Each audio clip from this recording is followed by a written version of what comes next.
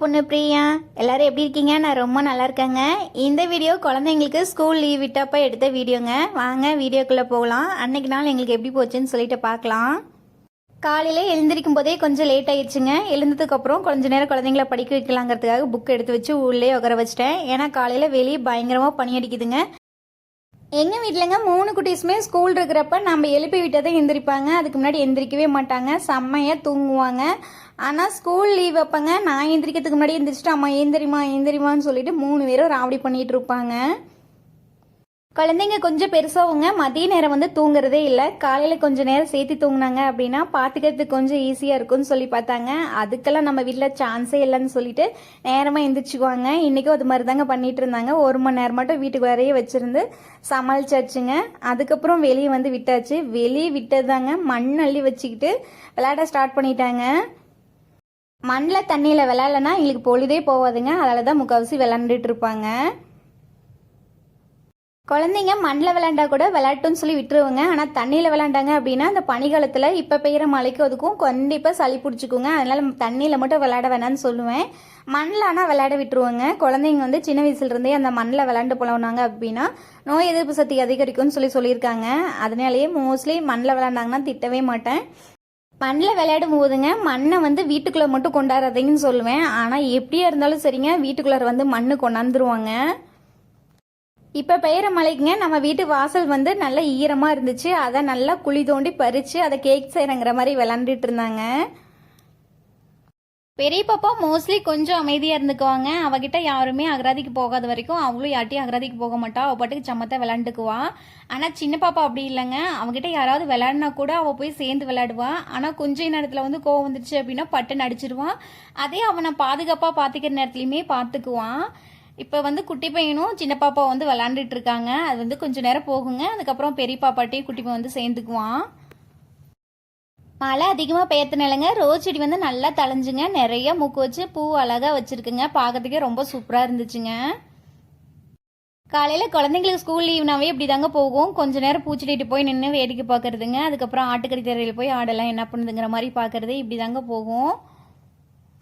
ஆட்டுக்கடி தெருக்குள்ள entry ஆகும் போதே நம்ம வீட்டு கோழியெல்லாம் நம்மளை வந்து ரவுண்ட் அப் பண்ணிடுச்சுங்க.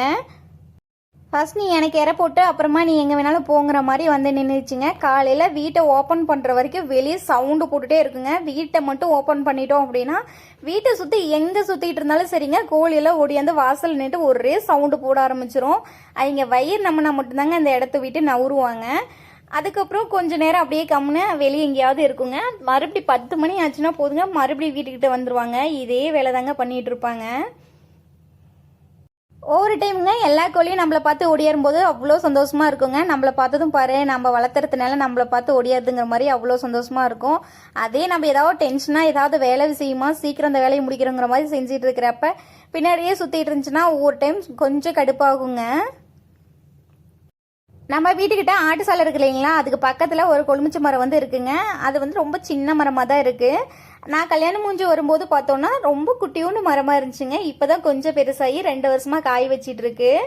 போன வருஷம் தாங்க கொஞ்சம் அதிகமாக காய் வச்சிருந்துச்சு. ஆனால் இந்த வருஷமும் காய் இருக்குது, கொஞ்சம் கம்மியாக இருக்குங்க. இந்த கோழி குஞ்செல்லாம் வெளியவே நம்மளை குறுக்காட்டி இற போட சொன்னாங்க. அப்படி இருந்தும் நான் உள்ளே வந்துட்டேங்க. இங்கேயும் வந்து சுற்றி நின்றுக்கிட்டாங்க. ஊட்டியில் பார்த்தோன்னா இற நல்லா வழியே வச்சுருக்காங்க. இருந்தாலுமே இற போடுவாங்கன்னு சொல்லிட்டு என் பின்னாடியே தெரிஞ்சிட்டு இருக்காங்க.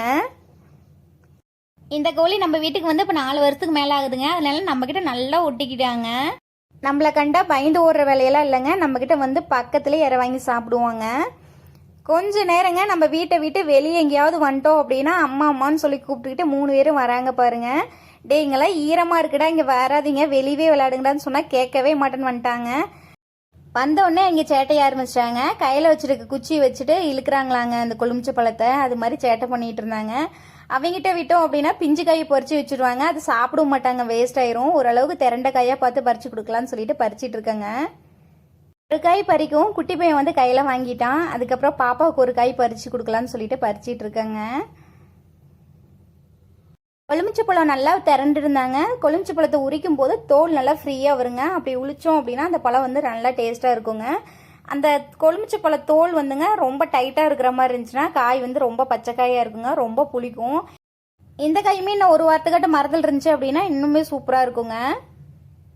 பனிகளை ஸ்டார்ட் ஆகுங்க பாருங்க. கொழுமிச்சப்பழம் வந்துருச்சு. அந்தந்த சீசன் வந்துச்சு அப்படின்னா அந்தந்த காய் வந்து வருங்க. அது வந்து குழந்தைங்களுக்கு கொடுத்தோம் அப்படின்னா ரொம்பவே நல்லதுங்க. பனிக்காலத்தில் குழந்தைங்களுக்கு லைட்டாக சளி பிடிக்கிற மாதிரி இருந்துச்சு அப்படின்னா கொழுமிச்சப்பழம் கொடுத்தோம் அப்படின்னா கொஞ்சம் கண்ட்ரோல் பண்ணணும்னு சொல்லுவாங்க. வீட்டுக்கு போய் கத்தி எடுத்துட்டு வாங்கடான்னு சொன்னேன். பெரிய பாப்பா போய் கத்தி எடுத்துட்டு வந்துட்டாலாம். குட்டி பையன் கையில் வந்து கொடுக்கலன்னு சொல்லிட்டு கோவிச்சிட்டான். கண்ணு தண்ணி பாருங்க எப்படி கலங்கி போச்சுன்னு சொல்லிட்டு. குழந்தைங்க வீட்டில் இருந்தாங்கன்னா பெரிய விஷயத்துக்குலாம் சண்டை வரவே வராதுங்க. குட்டி குட்டி விஷயத்துக்கு தான் கோச்சிக்குவாங்க. அந்த கத்தி வந்து நான் தான் கொண்டு போய் அம்மாட்ட கொடுப்பாங்கிற மாதிரி இது வந்து அவங்களுக்குள்ள ஒரு சண்டைங்க. அவங்க ரெண்டு பேத்துக்குள்ளங்க அப்படி சண்டை பண்ணிட்டு இருக்கும்போது ஒருத்தரை மட்டும் நம்ம திட்டி விட்டுட்டோம் அப்படின்னா அது பெரிய குத்தமாயிருங்க. ரெண்டு பேர்த்தையும் பொதுவாக திட்டி விட்டுட்டோம் அப்படின்னா கொஞ்ச நேரத்தில் சமாதானம் ஆயிடுவாங்க. குழந்தைங்க இந்த சின்ன சின்ன விஷயத்துக்குலாம் சண்டை பண்ணிட்டு இருக்கும்போது பார்த்தோம் அப்படின்னா நம்மளுக்கு பயங்கரமாக கோவம் வரும். ஆனால் நாமளும் சின்ன வயசில் இதே வேலையை தாங்க பண்ணிட்டு இருந்திருப்போம். அதே நாம் அம்மாவாக இருக்கும்போது நம்ம குழந்தைங்க அதை பண்ணாங்க அப்படின்னா பயங்கரமாக கோவம் வருங்க. நாம் ஒன்றாச்சும் சின்ன வயசாக இருக்கும்போது நம்ம அம்மா ஏதாவது ஒன்று திட்டாங்க அப்படின்னா நம்மளுக்கு பயங்கரமாக கோவம் வந்துருங்க. அதை பண்ணவே மாட்டோம். ஆனால் இந்த காலத்தில் இருக்கிற குழந்தைங்கள்லாம் இதை பண்ணாத அப்படின்னு சொன்னாங்கன்னா தான் அதை என்ன இருக்கும் நான் அதை பண்ணி பார்க்கலாங்கிற மாதிரி அதை கண்டிப்பாக செஞ்சு பார்த்துட்றாங்க. மோஸ்ட்லி குழந்தைங்க என் கூட இருந்தாங்க அப்படின்னா நான் ஏதாவது திட்டினா கூட கொஞ்சம் அமைதியாக போயிடுவாங்க. ஆனால் சப்போர்ட்டுக்கு அவங்க அப்பா மட்டும் இருந்துட்டாங்க அப்படின்னாங்க நான் ஏதாவது சின்னதாக சொன்னால் கூட அம்மா என்ன இப்படி சொல்லிட்டாங்கிற மாதிரி அவங்க அப்பாட்ட போய் சொல்லிட்டு அதை ஒரு செல்ல சண்டை போட்டுட்டு இருப்பாங்க. குழந்தைங்க இருக்கிற எல்லா வீட்லேயும் மோஸ்ட்லி இது மாதிரி தான் இருக்கும்னு சொல்லி நினைக்கிறேங்க. ஃபர்ஸ்ட் குட்டி பையன் கையில் கொடுத்துட்டு அதுக்கப்புறம் பாப்பா கையில் கொடுத்தாதாங்க பிரச்சனை இல்லை. அப்படி குட்டி பையன் கையில் கொடுக்காத பாப்பா கையில் கொடுத்துட்டோம் அப்படின்னா அவனுக்கு பயங்கரமாக கோவம் வந்துருங்க. அந்த அளவுக்கு குட்டி பையன் எல்லாத்துக்கிட்டையும் செல்லம் குஞ்சிட்டு இருக்காங்க. பாப்பா கொஞ்சம் பெருசாகவும் அதெல்லாம் கொஞ்சம் குட்டி பையனுக்காக விட்டு கொடுத்துட்றாங்க. கொழுப்பிச்ச பழம் சாப்பிடும்போது பெரிய பாப்பாவோட ரியாக்ஷன் பாருங்க. அவங்க ரியாக்ஷன் எல்லாம் பார்த்தோம்னா நம்மளுக்கு வாயெல்லாம் கூசுற மாதிரி இருக்குங்க. ஒரு வழியாக கொழுமிச்ச பழம் சாப்பிட்டு அங்கே ஒரு 1/2 மணி நேரம் கமிட்டி போட்டுங்க. அதுக்கப்புறம் வீட்டுக்கு போகலான்னு சொல்லிட்டு வாடா வெளியே போகலான்னு சொன்னால் வெளியவே வரமாட்டான்னு சொல்லிட்டு நாய்கிட்ட விளாண்டுட்டு இருந்தாங்க. கட்டுத்தறியெல்லாம் கூட்டிட்டுங்க. ஈரமாக இருக்கிறதுக்கு அப்படி தெரியுது. எங்கள் வீட்டு குட்டி பையனுக்குங்க இந்த கோழிக்கு பார்த்தா அவனுக்கு எப்படி தான் இருக்குமோ தெரிலங்க. கோழியை பிடிச்சி தரல அப்படின்னா அந்த இடத்த விட்டு நான் வரவே மாட்டேன்னு சொல்லிட்டு நம்ம ட்ரெஸ்ஸை பிடிச்சி இழுத்துட்டு போயிட்டு அந்த கோழி பிடிச்சி தர சொல்லி பயங்கரமாக அகராதி பண்ணிட்டு இருப்பான். அதுக்கப்புறம் ஒரு கோழி மட்டும் எப்படியே கைக்கு சிக்கிடுச்சுங்க. அதை வந்து அவங்க கையில் பிடிச்சி கொடுத்துட்டேன். உள்ளே கொண்டு போய்ங்க ஒரு கப்பில் இறைய போட்டு வச்சுட்டு சாப்பிட சொல்லுவான். அதுக்கப்புறம் அதுக்கு வந்து பெட்ஷீட்டை போட்டு விடுவான். அது மாதிரி ஏதாவது சேட்டை பண்ணிகிட்டு இருப்பாங்க. அப்படியே குழந்தைங்களையும் பார்த்துட்டுங்க ஆட்டுக்கடி தர வேலையை எல்லாமே முடிச்சாச்சுங்க. ஆட்டுக்கடி தர எல்லாம் சுத்தமாக கூட்டிட்டு ஆட்டுக்கெல்லாம் தீனி கொண்டாந்து வச்சாச்சுங்க. ஆடெல்லாம் தீனி சாப்பிட்டுட்டு இருக்கு. ஆட்டுக்கடி தரைக்கு வந்து 2 மணி நேரத்துக்கு மேலே ஆயிடுச்சுங்க. இன்னும் வீட்டுக்கே போகலங்க. வீட்டுக்குள்ளே தாங்க கோழிக்கு இற வச்சுருக்கோம். வீட்டுக்கு போய் தான் கோழிக்கெல்லாம் இற அள்ளிட்டு வந்து போடணுங்க. இற போட்டு கொஞ்ச நேரத்தில் பார்த்தோம் அப்படின்னா மழை துளி வந்துருச்சுங்க. ஆட்டுக்கு கொண்டு வந்து போட்ட தீனி கூட மழை திங்க விட மாட்டேங்குதுங்க. லைட்டாக மழையில் நனைஞ்சு போச்சு. ஆடு எல்லாமே போய் சாலைகளோட அடைஞ்சிக்கிச்சுங்க.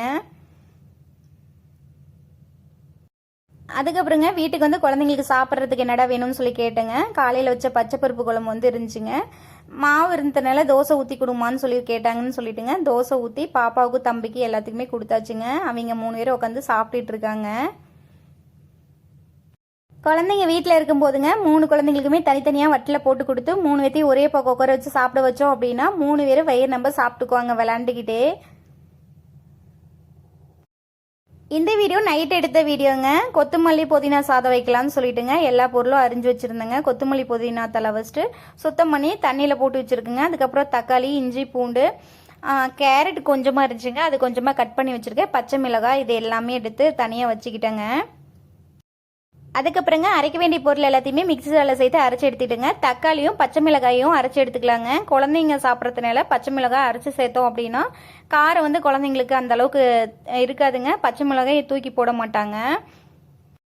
அது கூடயேங்க புதினா கொத்தமல்லி தலை வந்து சுத்தம் பண்ணி வச்சிருந்தோம் இல்லைங்களா, அதையும் சேர்த்து அரைச்சி எடுத்துக்கலாங்க. ஒரு குக்கரில் தேவையான அளவுக்கு எண்ணெய் ஊற்றிங்க.